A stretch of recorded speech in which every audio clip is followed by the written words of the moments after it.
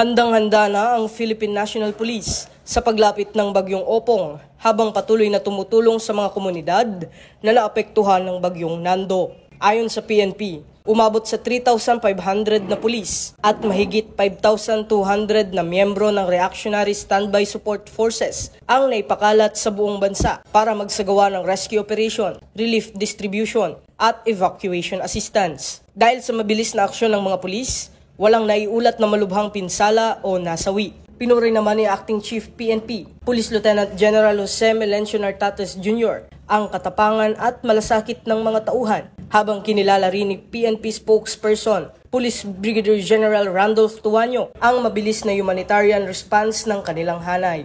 Patuloy na nakaalerto ang PNP at nananawagan sa publiko na makipagtulungan sa mga lokal na otoridad, sundin ang mga abiso sa kaligtasan at manatiling maingat sa paglapit ng Bagyong Opong.